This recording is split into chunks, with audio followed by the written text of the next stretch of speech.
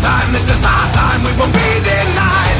Feed the fire that is raging inside. This is go time, this is show time, we will fight till their wills are broken. This is game time and it's game time, let the madness fly.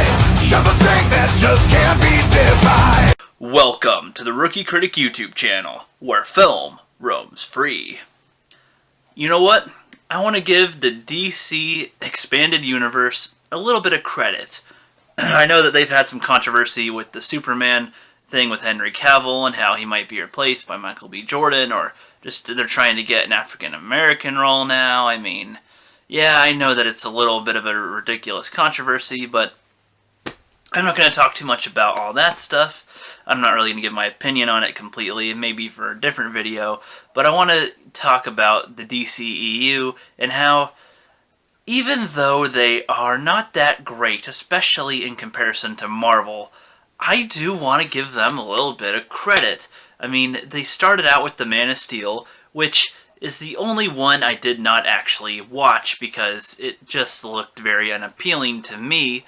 I mean, yeah, it looked all big and action-packed, but I mean, I never really cared for Superman, personally, except for the Superman at least represented in the Justice League animated series. I like that version. That one's pretty cool. But, you know, I give them some credit. I saw Batman v Superman. I luckily wasn't lost in it. I didn't really feel like I needed to get to know Superman. He's a well-known name enough that I kind of get the gist, even though he behaved very different than the usual ones, which I actually was okay with. I don't personally have an attachment to Superman, so Henry Cavill's Superman was okay with me. But Batman v Superman was a very bad film, and since I didn't watch Man of Steel, I won't talk about it, but Batman v Superman was very slow, boring, uneventful. The fight even was pretty pathetic, but regardless, I do give them credit for, you know, even though that was a humongous failure, that was an obvious failure, they still kept going. They pushed the Suicide Squad, and I don't personally think that one was as bad as Batman v Superman. I think that there was somewhere in the filming a good movie, and I honestly wish that they could give all that footage to Ivan Ortega to make a good film out of, because he's going to do that someday probably, and Ivan Ortega's re-edits are freaking great. It was still it was an okay film. Will Smith was alright, Margot Robbie was alright, they were all okay, I suppose, but it was a mess. It was a mess that I never want to see again. I saw it once in theaters. When I walked out, I thought it was like a 8 out of 10, but then I thought about it for 10 seconds, and then it immediately lowered to like a 5 out of 10 in my head. Like, it really wasn't that good. But even after that, they still pushed on. Oh, they pushed on.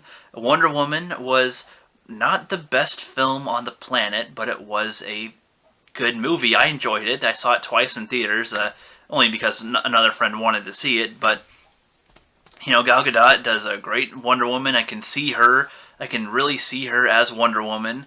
And then the Justice League, you know, was not the best film, but I think it was actually pretty good. I'd label it as the second best in the DCEU, honestly, because as ridiculous as it was, going in knowing all the problems that they had, it kind of made it a funny experience, and it was kind of enjoyable with how stupid it was, which I don't usually enjoy movies like that, but this one was pretty interesting in that way.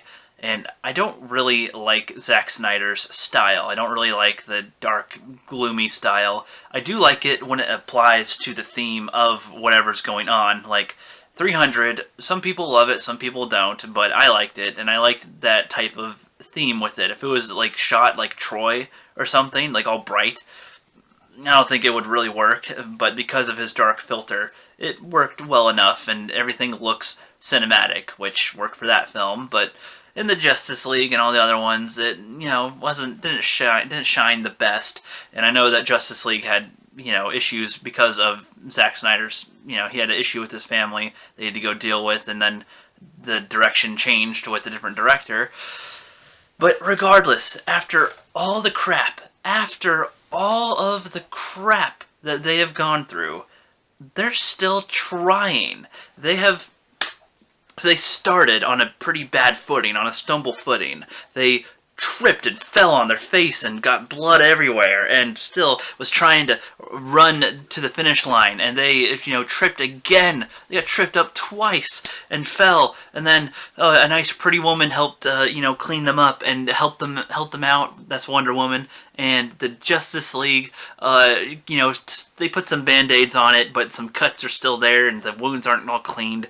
They're tried, and they're making the Aquaman film still, and they're making the Shazam movie. Like, I mean, a lot of people want them to stop and just reset, or stop and take a break, which I would normally agree with also. But I kind of want to see where they go.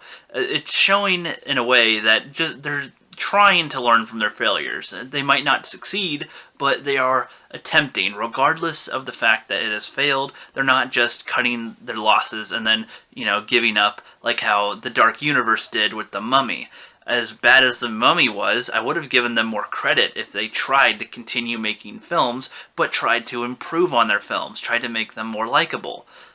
So, the Marvel has like 20 movies in their belt, and they've had a few slow movies. Like, they've just been consistently going up, but, I wouldn't say they've been going up, but they've stayed at a decent line with a few dips, but not a deep dip or anything. Just a little hiccups of, oh, that wasn't that good. But, I don't know, I give a studio more credit.